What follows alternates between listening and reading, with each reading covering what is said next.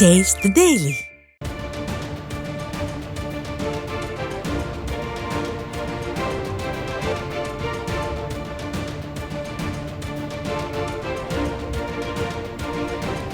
அண்மை செய்தி.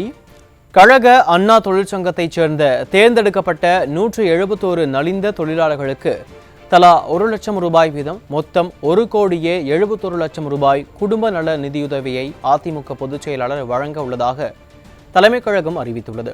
இது தொடர்பான கூடுதல் தகவல்களை நமது தலைமைச் செய்தியாளர் ஜெயக்குமார் வழங்க கேட்கலாம். வணக்கம் ஜெயக்குமார், இது தொடர்பான முழுமையான விவரங்கள் என்ன? வணக்கம் வருண். அனைத்து இந்திய அண்ணா திராவிட முன்னேற்ற கழகத்துடைய தொழிற்சங்கத்தைச் சேர்ந்த தேர்ந்தெடுக்கப்பட்ட 171 நலிந்த தொழிலாளர்களுக்கு தலா 1 லட்சம் ரூபாய் வீதம் மொத்தம் 1,71 லட்சம் ரூபாய் குடும்ப நல நிதி உதவி 4/7/2025 வெள்ளிக்கிழமை வழங்கப்படும் என்று அனைத்து இந்திய அண்ணா திராவிட முன்னேற்ற கழகத்துடைய பொதுச் செயலாளரும் சட்டமன்ற எதிர்க்கட்சி தலைவரும் முன்னாள் முதலமைச்சருமான புரட்சித் தமிழர் எடப்பாடி கே பழனிசாமியுடைய ஒப்புதலோடு தலைமை கழகம் வெளியிட்டிருக்கக்கூடிய அறிவிப்பில் தெரிவிக்கப்பட்டிருக்கிறது. உழைப்போர் திருநாளாம் மே தினத்தை முன்னிட்டு அனைத்து இந்திய அண்ணா திராவிட முன்னேற்ற கழக அண்ணா தொழிற்சங்க பேரவை உறுப்பினர்களாக உள்ள தேர்ந்தெடுக்கப்பட்ட நலிந்த தொழிலாளர்களுக்கு குடும்ப நல நிதி உதவி வழங்கும் திட்டம் இதய தெய்வம் அம்மா அவர்களால் தொடங்கப்பட்டு நிதி உதவி வழங்கப்பட்டு வருகிறது என்று அந்த அறிவிப்பில் தெரிவிக்கப்பட்டிருக்கிறது.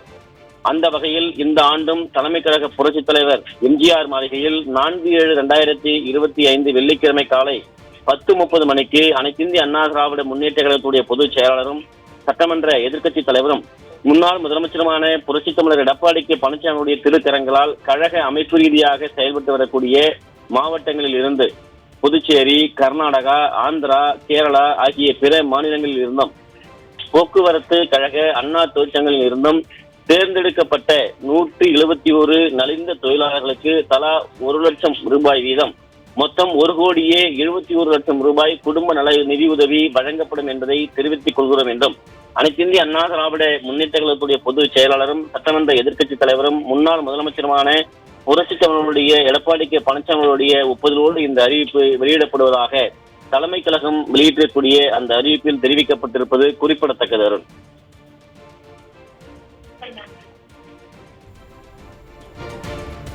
ஜெயக்குமார், உங்களுடைய விரிவான விவரங்களுக்கு நன்றி.